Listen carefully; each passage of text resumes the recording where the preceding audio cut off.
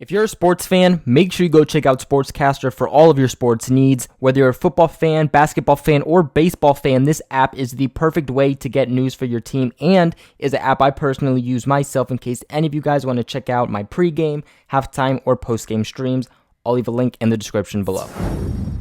What is up, Pats Nation? It's Patriots Global back here with another video, and in this one, we're going to be talking about the devastating loss that the Patriots took to the Miami Dolphins in the final week of the NFL regular season, which bumps the Patriots down from the 2nd seed to the 3rd seed, which now means that they will have to play in all rounds of the playoffs and that they will be playing in the wild card next weekend for the first time in the past 10 years. The Patriots had the longest streak going on for the longest consecutive first round bye in the playoffs, and that sadly comes to an end this year. And losing 27-24 against a team like the Miami Dolphins that you shut out earlier in the season, and the fact that you're playing at home, and to just suffer a loss like this at the end of the season when you knew it was at stake, was just the ultimate ball drop by the Patriots. To make matters worse here, the Patriots really didn't sit out starters. Again, let's remember that the Patriots were treating this game as a playoff game, believe it or not. I'm not sure if they were underprepared, if they were taking it easy because they didn't want to suffer any injuries for the playoffs, or what it was, but this looks like the Patriots should be playing at the beginning of the season and not the final game of this season before heading into the playoffs, okay? These Patriots visibly and vocally wanted this first round bye. If you guys saw last week's post-game locker room video that the Patriots do every single week, you know, Bill Belichick talked about this first round bye. All the players vocally wanted it, and they didn't play like that this week whatsoever, and ultimately that's a big reason why they're not getting it now. Now, really, all phases of the game sucked today. Special teams, offense, defense. But the biggest surprise here, okay, is the fact that the Patriots' defense struggled this bad. They let Fitzmagic put up 27 points on them. This is the second best defense in defending the passing game in the entire league. You play Ryan Fitzpatrick earlier in the season in Miami, and the guy throws 2 pick sixes. A few weeks later, you let him come to your house, and you let him pull out a win taking around your bye week. Offensively, Tom Brady did not look crisp, okay? There were times where he threw some good balls. For example, that 50-yard throw and catch to Philip Dorsett. That was a good play. But there was also a play where he threw the ball way over Philip Dorsett's head. And the thing is that that's not the only play where Brady threw a bad ball. He threw multiple bad balls all game. And the offensive line didn't perform terrible. Okay, there were times where they definitely didn't do their job. But for the most part, there were a lot of times where the Patriots O-line gave Tom Brady 5 seconds or more to sit back there and look for a receiver.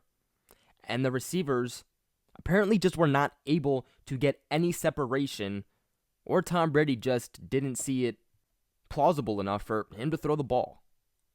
Brady finished the day 15 out of 28 passes for 221 yards and 2 passing touchdowns. Let's also keep in mind that this is the Miami Dolphins defense. Their starting cornerback in Jamal Wiltz, he's not there. He missed the game due to injury. Xavier Howard, their all-pro cornerback, he was put on injured reserve. He's not playing in this game. They did not have a secondary. And the Patriots' offense was not able to get past them enough. On the bright side to this offense, though, the run game definitely got going. Sonny Michel ran the ball 18 times for 74 yards and a touchdown. This is the second consecutive season that the rookie running back has ran for 900 yards or more in a single season. At this current time, I don't have the exact stats for Rex Burkhead, but he did really good in the running game also. The Patriots' run game was going. Apparently, it was going enough to get them up 24 points on the board. But now we move to the defense. And that is probably one of the biggest things, if not the biggest thing, of why we're walking out of here with a loss, okay? The Patriots offense again was able to put up 24 points. Usually the Patriots offense is not able to do that. So, was there times that the Patriots offense did not capitalize? 100%. But we know that the Patriots offense is a weakness of the team. The defense, again, went out to a Miami Dolphins offense who traded one of their best wide receivers earlier in the season. Not just their best wide receiver, but also one of their best running backs and one of their best offensive linemen. Somehow, though, that defense still let the Miami Dolphins offense and Ryan Fitzmagic put up 27 points on them. Of course, the game just recently happened, so the advanced stats for each player are not out yet. Those usually come out a day later, but Stephon Gilmore, Gilly Lock, Defensive Player of the Year, was terrible this game. Hands down, 100% the worst game that Stephon Gilmore has had this entire season. He was letting up big plays left and right. It seemed like he didn't really care. And really, that wasn't just Stephon Gilmore. He was just probably one of the worst players this game, but urgency in general throughout the Patriots' entire team sucked. I mean, this team was acting like this win was just going to be given to them, rather than them having to fight for the win. The Patriots did pretty dang well in stopping the run with the Miami Dolphins. And of course, that's great because this is one of the biggest things that with the Patriots we're talking about, that we're addressing with the defense, is that they're having big issues stopping the run. And today, they did an amazing job at it.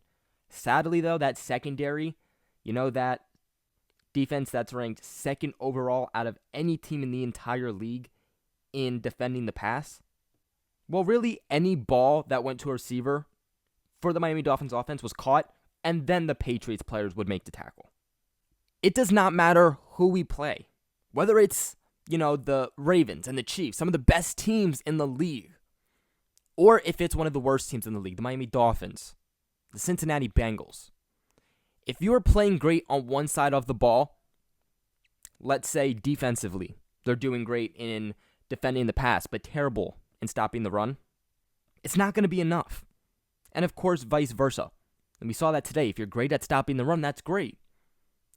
But if you give them another option that works out perfectly for them, then it doesn't matter how well you're performing on the other side of the ball. We've talked a lot about the playoffs over on my SportsCastr, which again, guys, a link in the description below. I make a lot of Patriots content over there that is exclusive just for SportsCastr, that is not on this channel. But again, we've talked a lot about the playoffs. I even made a video about a playoff picture, which of course now ultimately is wrong. But over there, I talked about how the Patriots need to play more urgent. They need to play more consistent. And that's the problem with the team. And I'm going to get to the whole consistency with the team in another video. But we cannot rely on the Patriots, whether it's offense, defense, special teams, just a team as a unit. We can't trust them because of how inconsistent they've been. One day they'll be great on defense. Next time they'll be great on offense. But there's always one area that consistently struggles and puts the team just way behind the eight ball. And the thing is that the Patriots did not start the season out like this. The Patriots started the season out as the best team in the league. They were putting up historical numbers. And now they've done a complete 360. Also, over on SportsCastr, I talked a lot about how this bye week was going to be much needed for the Patriots. Okay, they're obviously dealing with some injuries here. They've definitely limited these injuries, but guys like Julian Edelman, Jason McCourty, Terrence Brooks, and even all the other guys that aren't on the injury report very much needed this bye week. I've seen a lot with the Patriots and them looking like they're playing tired, that they don't have enough energy. And a 1 week bye week to rest up, get prepared, is super vital. And if you look at the Patriots every time that they've had, that first round bye versus any time that they've had to play in the wild card. Statistically, they have always done so much better with that bye versus the playoffs, where they had to play in the wild card. The other thing that sucks about this also is the fact that would have been a whole week that Bill Belichick, Josh McDaniels, the coaching staff, the players, Tom Brady, did not have to worry about, okay, we have a game this week, we don't have to look into the future, because right now we have to concentrate on the game this week. During that bye week, that off week they had, they could have done their research, started game planning against these more top-tier teams, guys like the Chiefs that they're more likely than not going to have to face. Baltimore Ravens, that's a big one. These are teams you're going to have to beat to go back to the Super Bowl. But instead of that happening, the Patriots now have to worry about playing the Tennessee Titans. Of course, we don't know who's going to advance where, but more likely than not, the Patriots will have to go to Arrowhead, which is one of the toughest places to play, and as Patriots fans, we know that. But go to Arrowhead then, as long as they beat the Titans, and play the Kansas City Chiefs, who will already have had a week of preparation against a team like the New England Patriots and can get healthy and game plan, versus the Pats, who are coming off a game. The reality of this is that teams that play in the wild card tend to have a much tougher time getting that path to the Super Bowl. More often than not, about 90% of the time, the teams that make it to the Super Bowl are the teams that had gotten that first round bye. The year of Super Bowl 51, Patriots and Falcons got that bye. 52, Patriots and Eagles got that bye. Last year, Patriots and Rams got that bye.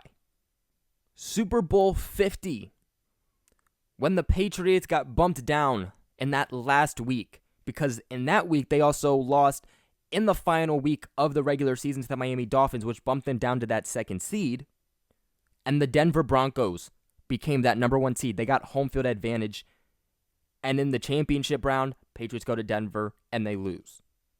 Who goes to the Super Bowl? The Broncos and the Panthers, two teams that got that first round bye.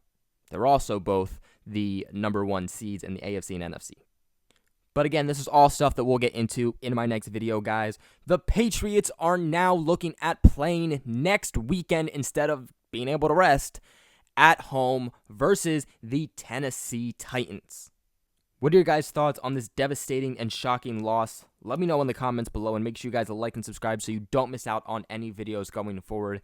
Make sure you guys go check out my other social medias, SportsCastr, Twitter, Instagram, all in the link in the description below. Please share this video with everybody who knows that we can go the Patriots Global family, all the Pats fans you know. But other than that, I'll catch you guys in my next video.